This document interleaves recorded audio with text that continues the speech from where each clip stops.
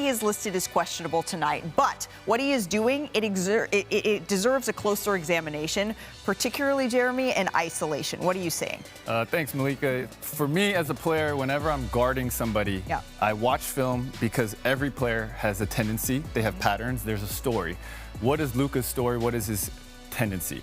He loves the ball in isolation in his left hand, and his favorite move is a left to right through the legs. Now from here, we get to his first read. So as we can see, this tendency as he goes left to right through the legs gives him two options. Either he can step back to his left, or he can continue driving to his right.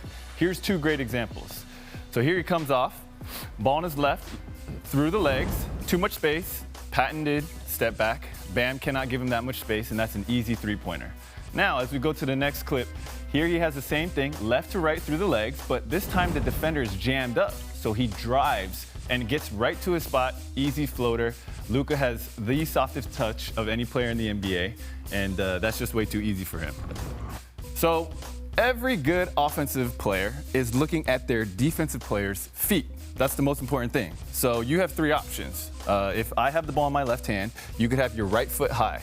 Now, what's the worst thing you want to do as a defender? I don't want to flip my hips. I don't want to drop step. It's the hardest to recover from a drop step. So if the ball is in Luka's left hand, the easiest move for him to make is to drive left and force this drop step. So you will never see a defender have his right foot up when the ball is in Luka's left hand. The second option is not really an option.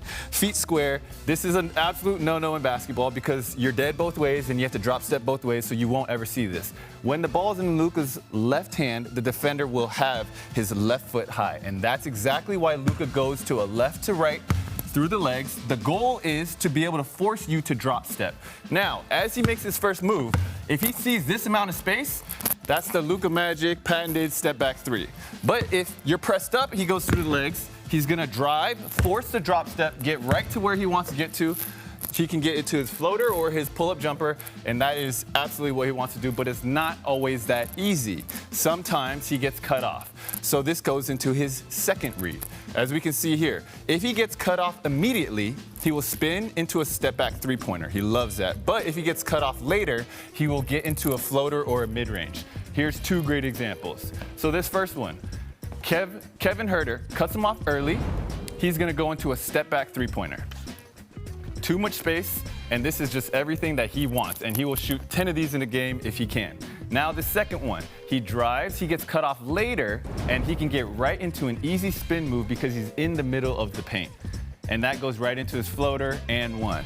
And so this is the same thing. He starts, ball on his left to right through the legs. You cut me off early, I'm spin, step back, trying to go for 3 points. If I go, same thing, and I'm able to get some space, now you cut me off later, he can get right into this, and at this point, he doesn't need too much. He's already in his position. He's tall, he's strong, and he can shoot every type of shot. There is, however, one way to stop Luka. Help! That's to send the double team. And so here we can see, this is a great example with the Houston Rockets. Jabari Smith on him. He goes left to right through.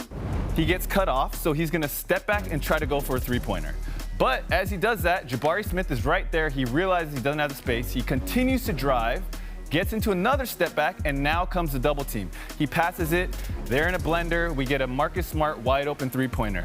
This is exactly why the Lakers are doing so well. This is exactly why Luka is tearing up the league. Yeah. And when you talk about a deep bag, he has the deepest bag. He is a generational scorer. We talked about the ball in his left hand. We haven't even talked about the ball in his right. We haven't talked about triple threat. We haven't talked about back to the basket isolation. Yeah. He can score and do everything, and that's exactly why he's averaging 40 over 11 games. And this is